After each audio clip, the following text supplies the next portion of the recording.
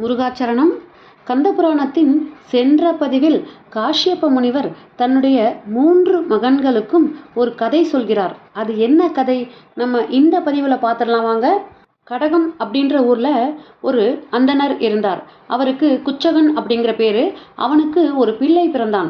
கௌஷிகன் அப்படிங்கிற பேரோட அவனை சகல வேதங்களிலும் வல்லவனாக வளர்க்குறார். அவர் சம்சார சாகரத்தை கடக்க அவன் எம்பெருமானை குறித்து தவம் மேற்கொள்கிறாரு.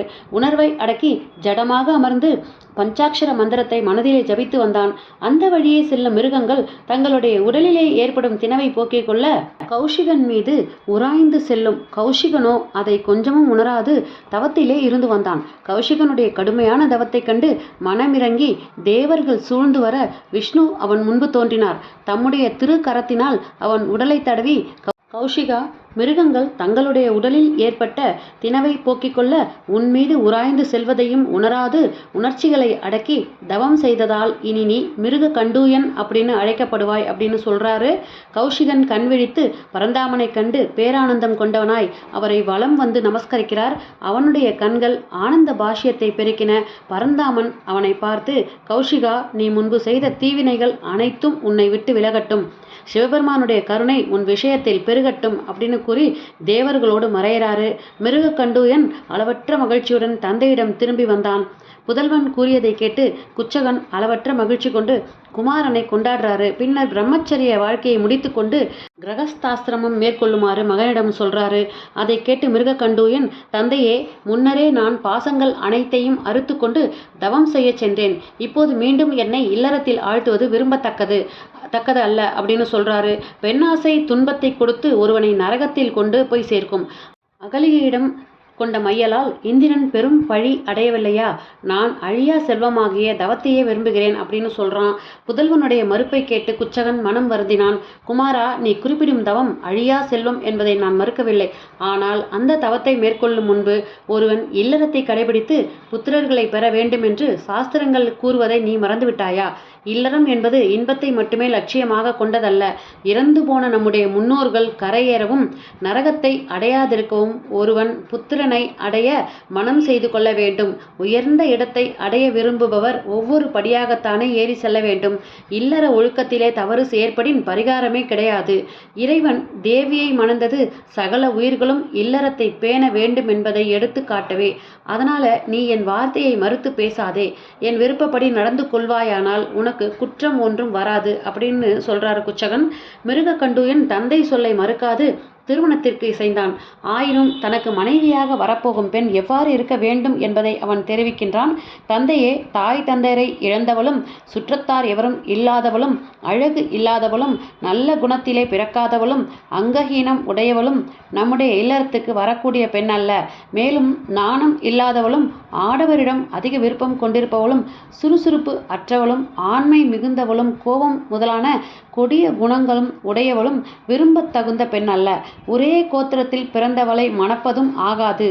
இன்னும் இறைவனிடத்தில் பக்தி இல்லாதவளும் சாதுக்களையும் முனிவர்களையும் ஆதரிக்காது இகழ்ந்து பேசுபவளும் மெல்லிய குரல் இல்லாதவளும் லட்சணமற்ற அங்கங்களை உடையவளும் நடையிலோ சொல்லிலோ பேச்சிலோ மென்மை இல்லாதவளும் எனக்கு ஏற்ற பெண்ணாக ஆகமாட்டாள்.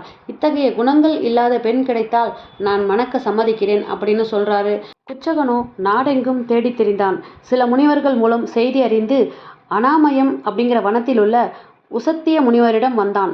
முனிவர் அவனை வரவேற்று உபசாரங்கள் செய்து அங்கு வந்த காரணத்தை கேட்கிறாரு.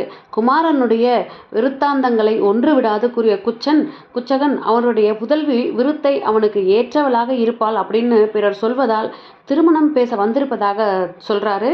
பரந்தாமனால் அனுக்கிரகம் செய்யப்பட்ட மிருக கண்டூயனுக்கு தன் புதல்வி விருத்தனை மனம் செய்து கொடுக்க உசத்தியர் இணங்கினார். சில நாட்கள் அங்கேயே தங்கி பின்னர் ஊர் திரும்பலாம் அப்படின்னு கேட்குறாரு. குச்சகன் அதற்கு சம்மதித்து முனிவருடைய ஆசிரமத்திலேயே தங்குறாரு. ஒரு நாள் விருத்தை தோழிகளுடன் ஆற்றுக்கு சென்று நீராடி திரும்பும்போது வழியிலே மத யானை ஒன்று வந்தது. அதை கண்டு பயந்து எல்லோரும் நாற்புறமும் ஓடினர். விருத்தை அவ்வாறு ஓடும் பொழுது புதர் மூடிய கிணறு ஒன்றிலே விழுந்து இறந்து விட்டாள். விருத்தையை காணாது தோழிகள் திரும்பிச் சென்று அவள் தன் தாய் மங்களையிடம் நடந்ததை தெரிவித்தனர். முனி பத்தினி கணவரிடம் சென்று புலம்பினாள். உசத்தியர் அவளை தேற்றிவிட்டு மகளின் தோழிகளோடு ஆற்றங்கரை பக்கம் தேடிக்கொண்டு சென்றார். ஓரிடத்தில் விருத்தை அணிந்திருந்த ஆபரணங்கள் விழுந்து கிடப்பதைக் கண்டு அருகில் சென்று பார்த்தபோது அங்குள்ள கிணற்றிலே அவள் பிணமாக மிதப்பதைக் கண்டார். மகளுடைய உடலை ஆசிரமத்திற்கு எடுத்து வந்த கிடத்தி துக்கத்தால் பலவாறு கதறினார். மங்களையும் மற்ற பெண்களும் துக்கம் தாங்காது புலம்பினார்கள். அங்கு நிகழ்ந்தவற்றை கண்ட குச்சகன் பெரிதும் வருந்தி முனிவரிடம் வந்தான். மகரிஷியே, தங்களுடைய அறிவின் வலிமை எங்கு போய்விட்டது? மூடர்களைப் போன்று புலம்புகின்றீரே, ஊழ்வினை பயனை தடுக்க முடியுமா? இருப்பினும் நான் ஒன்று சொல்கிறேன், கேளுங்கள். ஞான திருஷ்டியின் மூலம் விதியின் செயலை நான் அறிந்தேன். பெண்ணின் உடலை எண்ணெய் காப்பிட்டு பத்திரப்படுத்தி வையுங்கள். நாளை இவளுக்கு உயிரை மீட்டுத் தருவதோடு என் குமாரனுக்கே இவளை மனம் செய்து கொள்வேன் அப்படின்னு சொல்றாரு. அந்த வார்த்தைகளை கேட்டு உசத்தியர் ஓரளவு துக்கம் நீங்கியவராய் பெண்ணின் உடலுக்கு எண்ணெய் காப்பிட்டு பத்திரப்படுத்தி வைக்கிறாரு. குச்சகன் ஒரு தடாகத்தை அடைந்து நீரினுள் மூழ்கி யமனை நோக்கி தவம் செய்கிறாரு. அந்த சமயத்தில் முன்னர் பெண்களை துரத்திய மத யானை அங்கே வந்து நீரில் இறங்கி துதிக்கையால் துழாவிய போது நீரினுள்ளே தவம் செய்து கொண்டிருந்த குச்சகன் அதன் துதிக்கையிலே தட்டுப்பட்டான். அவனை வெளியே எடுத்து பிடரி மீது வைத்து கொண்டு யானை ஓடத் தொடங்கியது. குச்சகன் ஞான திருஷ்டியின் மூலம் தனக்கு நேர்ந்த துன்பத்தின் காரணத்தை அறிய முற்பட்டான். ஃப்ரெண்ட்ஸ், கந்தபுராணத்தினுடைய இந்த கதையினுடைய அடுத்த பகுதி நாளைய பதிவில் வெளிவரும். அதுவரை இந்த பதிவை நீங்கள் பார்த்துட்டு இந்த கதையுடைய முழு கதையும் கேட்டுட்டு நாளைய தினம் வரக்கூடிய அடுத்த கதைக்காக காத்திருங்கள். மீண்டும் அடுத்த பதிவில் சந்திக்கிறேன். இந்த பதிவு பிடிச்சிருந்ததுன்னா இந்த பதிவுக்கு ஒரு லைக் கொடுத்துட்டு உங்கள் ஃப்ரெண்ட்ஸ் அண்ட் ஃபேமிலிக்கு ஷேர் பண்ணி பாருங்கள். வெற்றிவேல் முருகனுக்கு அரோகரா. நன்றி, வணக்கம்.